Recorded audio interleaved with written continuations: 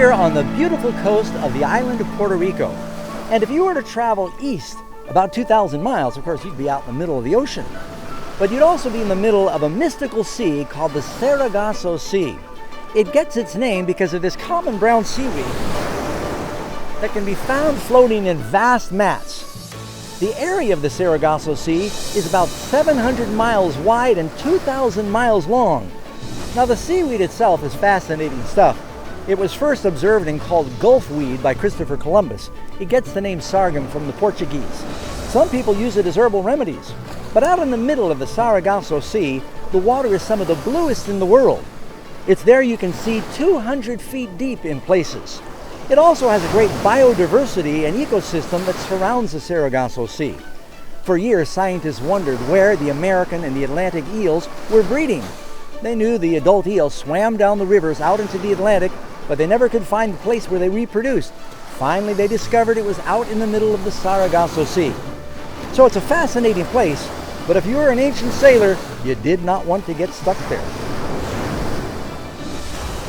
Being caught in the doldrums was extremely difficult for the ancient sailors.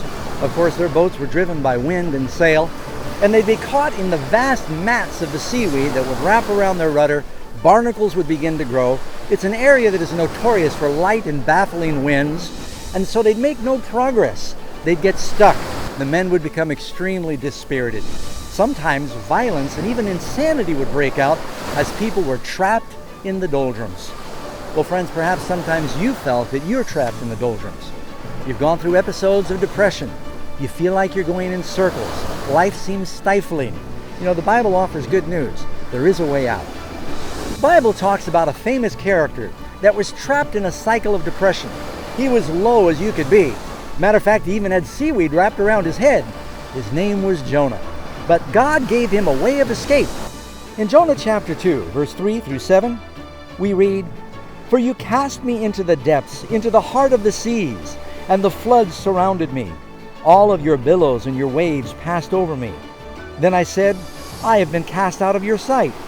Yet I will look again towards your holy temple. The waters surrounded me, even to my soul. The deep closed around me. Weeds were wrapped around my head. I went down to the moorings of the mountains. The earth with its bars closed behind me forever. Yet you brought my life up from the pit. O Lord, my God, when my soul fainted within me, I remembered the Lord, and my prayer went up to you, into your holy temple." You know, friends, the way that Jonah got out of his discouraging circumstances, he turned to God and he prayed.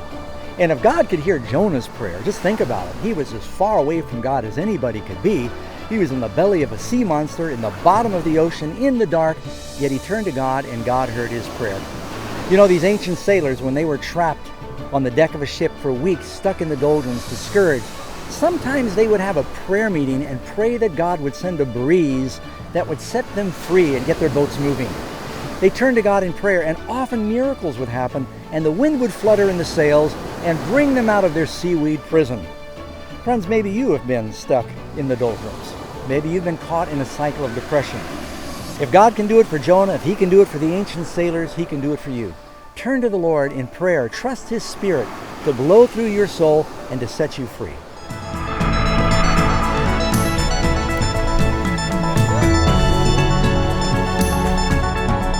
If you'd like to see more videos like this one, then subscribe to the Amazing Facts channel.